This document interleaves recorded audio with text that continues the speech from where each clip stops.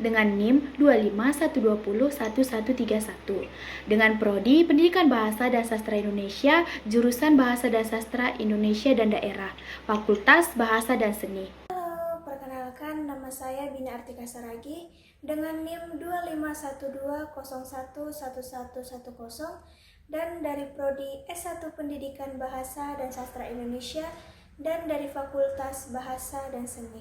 Shalom semuanya, perkenalkan nama saya Geraldine Najwa Angel Purba dengan NIM 25120111137 dengan Prodi Pendidikan Bahasa dan Sastra Indonesia dengan Fakultas Bahasa dan Seni. Hari ini kelompok kami membahas tentang kasih.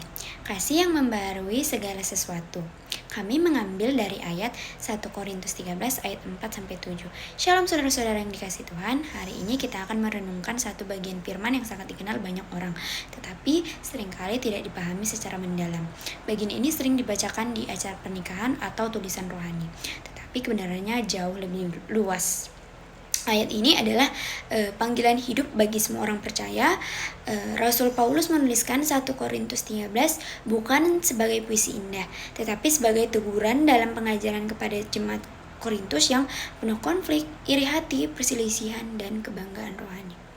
Paulus menegaskan bahwa semua karunia menjadi kosong tanpa kasih. Hari ini mari kita belajar arti kasih yang sejati, kasih yang berasal dari Tuhan sendiri.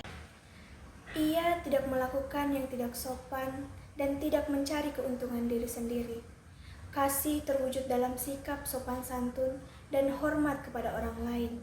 Kesopanan bukan sekadar norma budaya, itu adalah buah dari kasih yang hidup. Dan kasih tidak egois, kasih tidak bertanya, apa untungnya untuk aku, tetapi bertanya, bagaimana bisa aku menjadi berkat? Dalam keluarga, banyak konflik muncul karena ego yang bertumbukan. Dalam gereja, banyak perpecahan timbul karena orang ingin diutamakan.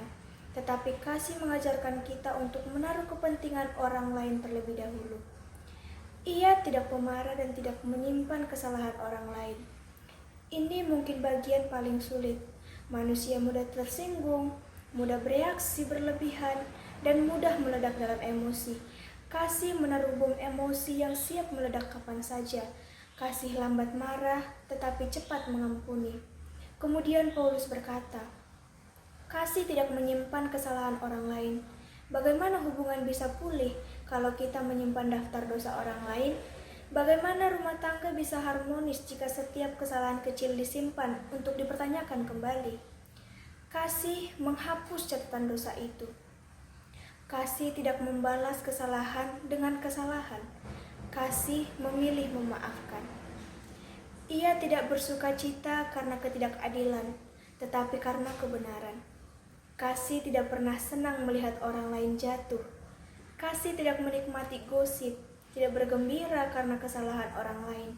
Sebaliknya, kasih bersuka cita ketika kebenaran ditegakkan, ketika seseorang bertumbuh, ketika seseorang bertobat dan dipulihkan.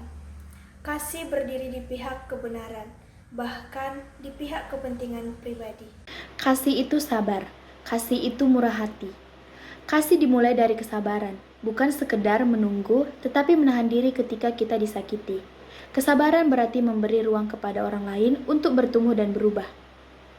Tuhan telah menunjukkan kesabarannya kepada kita.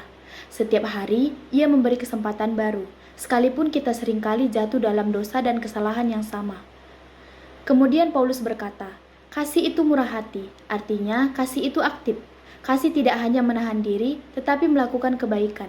Kasih memberi tanpa mengharapkan balasan, memberi waktu, tenaga, perhatian, penghiburan, bahkan pengampunan. Sabar adalah sikap hati, murah hati adalah tindakan yang nyata, dan keduanya harus berjalan bersama. Ia tidak cemburu. Iri hati merusak hubungan, merusak sukacita, dan merusak hati seseorang. Ketika hati dipenuhi iri, kita tidak akan bisa mengasihi. Kasih sejati bersukacita ketika orang lain diberkati. Kasih sejati berkata, jika Tuhan mengangkat dia, aku ikut bersyukur kepada Tuhan, karena Tuhan juga sanggup mengangkat aku.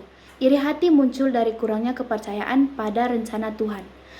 Kasih menghancurkan iri hati dan mengakui bahwa Tuhan punya waktu terbaik bagi setiap orang. Ia tidak memegahkan diri dan tidak sombong. Kasih tidak haus perhatian, kasih tidak membutuhkan pengakuan. Ada orang yang melakukan kebaikan hanya ketika dilihat orang lain. Tetapi kasih sejati tetap bekerja bahkan ketika tidak ada yang memuji. Yesus berkata, "Jika kamu memberi sedekah, janganlah diketahui dengan kirimu apa yang diperbuat tangan kananmu."